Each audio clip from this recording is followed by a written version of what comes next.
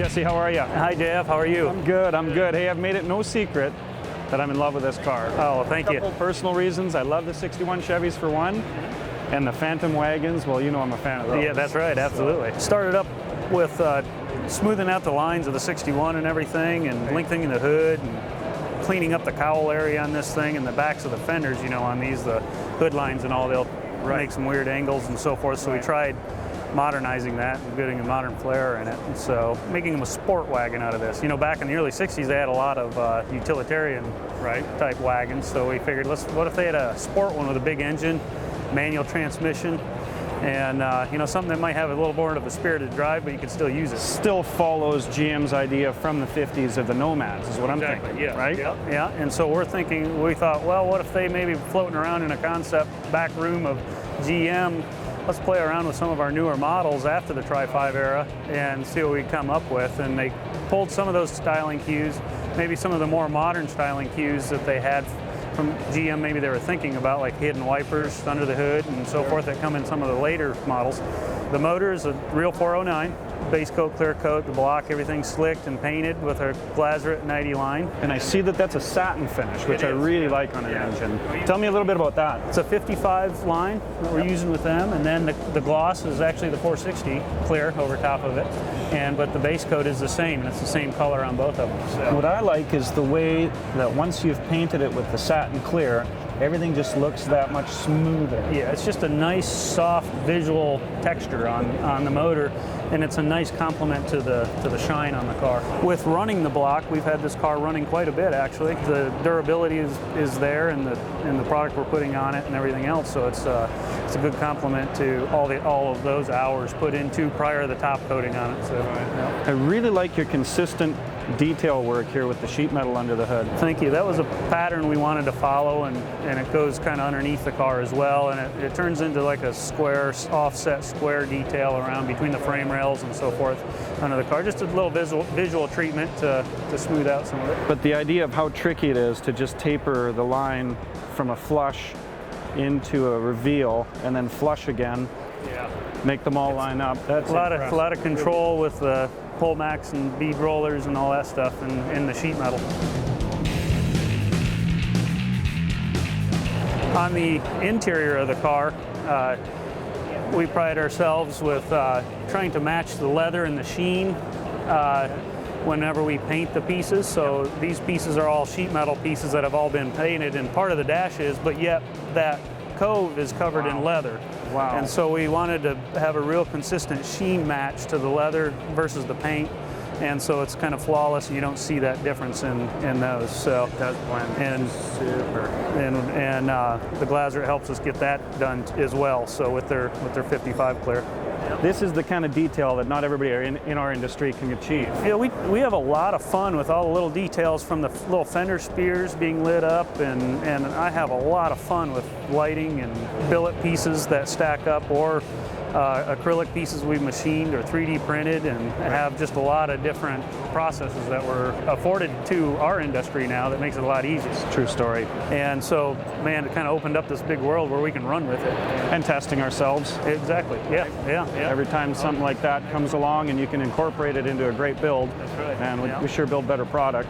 It's consistently a challenge to not have one item better or worse than the other items that we put on the car. So you have this nice consistent flow to what's happening from front to back on the car, or top to bottom. So tell me a little more about this. Yeah, we've taken the chassis, box-shaped chassis. It started out as in Morrison. It's been heavily modified from art stuff, and only to.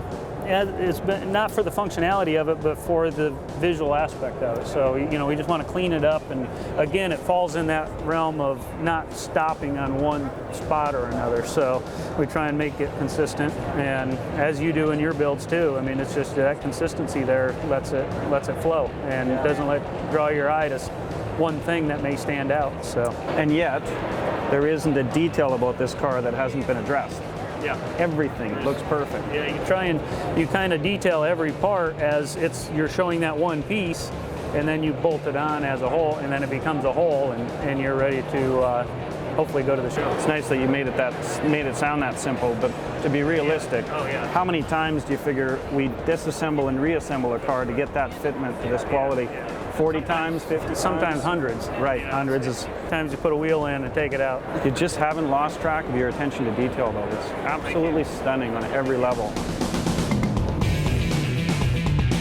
This piece is completely hand-built. This is something that didn't exist in all this piece, again, keeping the GM flare. So we took the stock back glass out of a 61 bubble top and just moved it back to the hatch.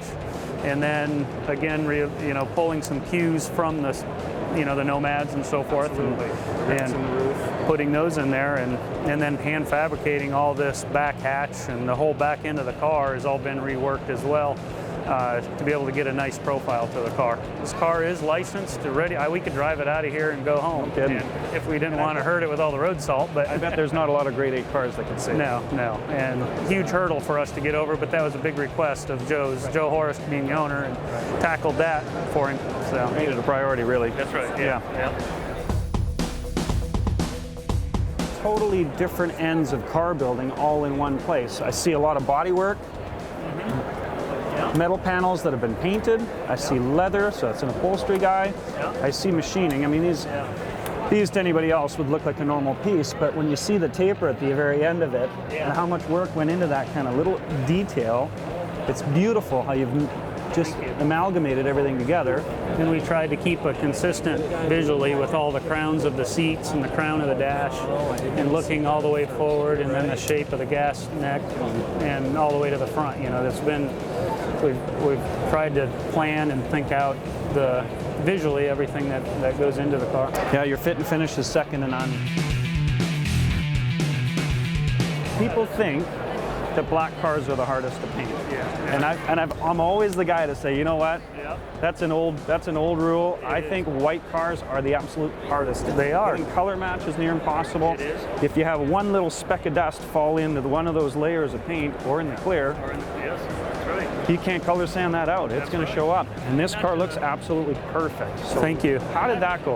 Well, it's like you say, it's a struggle. I mean, we have lighting banks in our shop to buff with, as you probably do. Right. And we wheel them up to the car. With it being white, it's hard to see stuff in it. So whenever we're rubbing, we have to move lights, change lights, maybe move positions in the shop. Turn the car around. Lights. We've had to do that, yeah. And then you're constantly sanding and rubbing to get to make sure you're past the orange peel, and then buffing it from there. So what clear did you use to get to the point where a car is this shiny? This is the Glasurit 460, and we'll probably put more on than the typical body shop would, or a repair shop, and so then we have room to sand that back and get to buff it back. Buffing part of it, yes. Do you think most people get how hard that is to do? No. Well, I hope you enjoyed Jesse talking with us about the car. I'll tell you what, that is another killer car from Greening Automotive.